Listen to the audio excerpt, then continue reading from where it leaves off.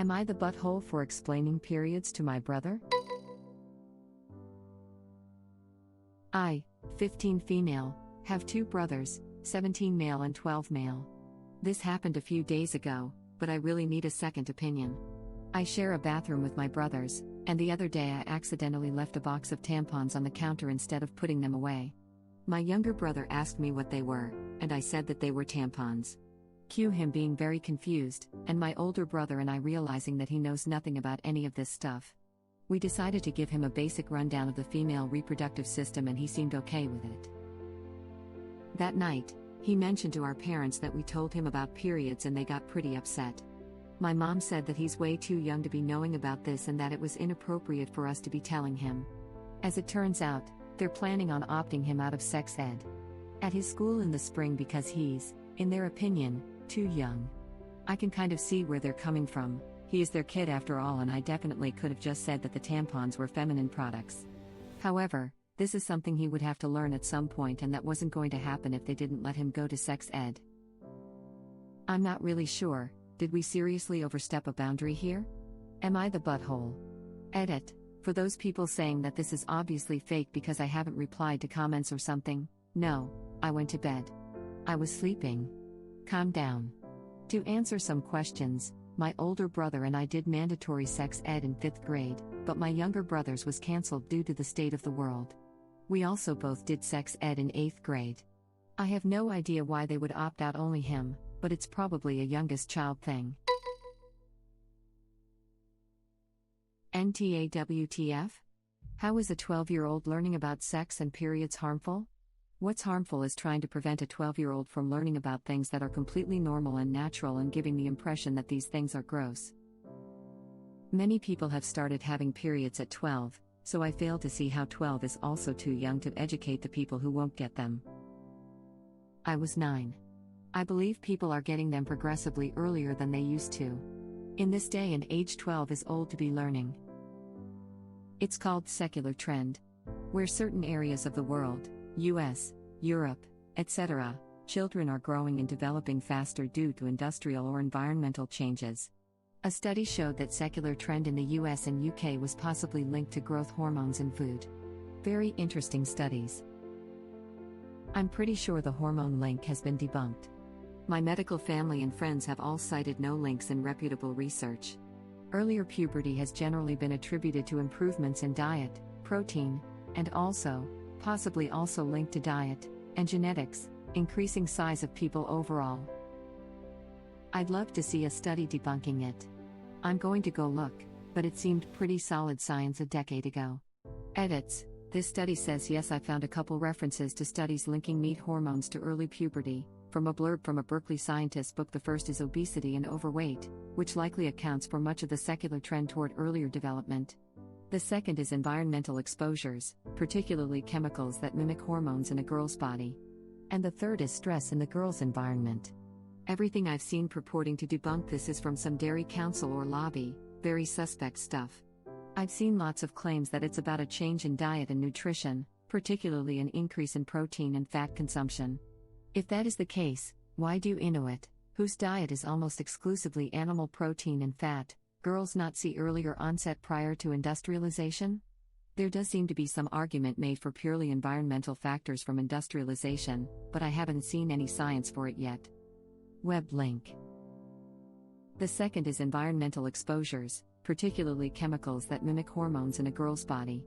This is distinct from hormones used in farming. Environmental exposure alludes to the fact that some plasticizers, BPA, phthalates, PAWs, etc. that are found in the environment can either mimic or disrupt the endocrine system. It's been well known that fish are impacted by their presence, though I'm not sure if a link between this and humans has been made. Your first 2 articles are simply showing that high protein and dairy diets are linked to early menarche. The diet link. Weight is very much a link, particularly fat, where menarche is triggered by a girl's body weight, and being overweight tends to kick things off a bit earlier than a girl who has lower body fat. This is distinct from hormones used in farming. I've seen that claimed a few times by the dairy councils. I've also seen claims that the digestive system destroys the human hormone analogs, but nothing that actually was backed. Have a peer review on it? Also, A bit early is quite a stretch. Average onset of 13 plus to average onset of 9 plus is a humongous change in 50 to 70 years. It can't be simply from better nutrition. Upper-class children didn't have such precocious development before the point of factory hormone farming, and they were commonly well-fed to obesity. So what's the link? Edit. The more I look into this today, the more it seems to me the debunking of the milk link is big dairy. Sounds funny, but these are enormous multi-billion-dollar corporations, propaganda on the same order as tobacco companies proving that cigarettes don't cause cancer. Also, a bit early is quite a stretch. Average onset of 13 plus to average onset of 9 plus is a humongous change in 50 to 70 years. It can't be simply from better nutrition. Upper-class children didn't have such precocious development before the point of factory hormone farming, and they were commonly well-fed to obesity. So what's the link? We have also grown significantly taller in the same time frame. Don't forget also we have had significantly improved diets, better medicine, and also the fat/obesity link. If food hormones play a part, then you'll have to parse them out from all the other, probably more significant, factors. Even then, separation from general size and well-being. This is a good summary I've seen that claimed a few times by the dairy councils. I've also seen claims that the digestive system destroys the human hormone analogs, but nothing that actually was backed. Have a peer review on it? I'm a chemist who has worked in environmental labs where we spent significant amounts of time devising techniques to analyze hormones in water and food, and endocrine disruptors. The BPA etc. links to endocrine disruption and hormone mimicry are well established. A simple search will provide plenty of data on that. Hormones themselves, and particularly their metabolic products, are very easily broken down, and so the claim that artificial hormones are broken down into the gut is just common sense if you know the chemistry. Web link. Just wanted to say how nice it is to see you and user_value_null have a civil discussion on the internet, without getting argumentative or disrespectful, even though you disagree with each other. The fact civil discussion between strangers is impressive to me is a bit depressing, but these are depressing times. That said, it was nice to see. Thanks for being civil. Reddit link. And even if the hormones weren't broken down, which they are, they're pretty species specific, so bovine hormones for example don't do anything if they make it into the human bloodstream. We don't have the receptors for bovine hormones. That's super interesting.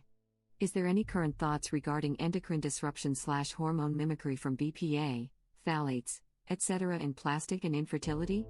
I'm just curious because I'm dealing with fertility issues, and while I do try to avoid plastic when I can, it's almost impossible to find things like dairy products that don't come in plastic containers. Thanks. I believe you on the dairy industry being behind a lot of the debunking. I've heard that before, but it seems like that is clouding your hypothesis/biasing you a little bit. Even I, as a layperson, can see it as much a broader issue, and there are many other contributing factors. As an example, our diet very different than 100 years ago, and hormones in meat is one part of that. Even diet itself is only one part of the larger picture, which hasn't even been a topic of research for that long. I'm not saying that hormones in meat aren't a problem for both humans who consume them and then animals themselves. My big sister is a vegan PhD and I'm well versed on the topic. It's real. I'm just pointing out that excluding other contributing factors is a rather myopic way of looking at it. That is a fair criticism. Thank you. Don't mind me just hunkering down with popcorn. Your first link, 10 years old with 15 years old data, that is too old. The methods used to raise cows' milk production nowadays are different and much more focused on animal welfare, as shown, and the FDA exists for a reason, and that is to protect people from potentially harmful components in ingested food. If hormones were being used and found harmful to humans, it would no longer be allowed. Web link. The FDA exists for a reason. If hormones were being used and found harmful to humans, it would no longer be allowed. Wishful thinking, buddy. One of the first things Trump did in 2016 was to roll back our already wacky EPA and FDA protections. The government is not here to keep us healthy. You must be getting America confused with Europe. They actually ban harmful substances. Agree.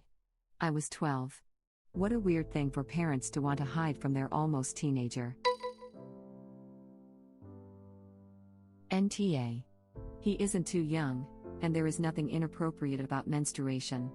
If your parents want to hide this from him, they shouldn't have him sharing a bathroom with a person who menstruates. I got my period at 12, no way he's too young. I got mine at 10, and we only started learning about periods at 11. I wish they taught it earlier because I was terrified as I didn't know why there was blood on my underwear. Also, to be fair to my mum, she wasn't expecting me to get it so early. She was 14 when she got hers. As soon as I told her, she told me all about it. This is the most annoying thing about it. Precious little 12-year-old boy is too young to know about periods, but boo-hoo if you're a girl and have no choice in getting your period at 8, 9, 10 etc. All boys and girls should be taught about periods by about age 7. I don't give a damn. It's not a big deal. It's not dirty. It's not a mature topic.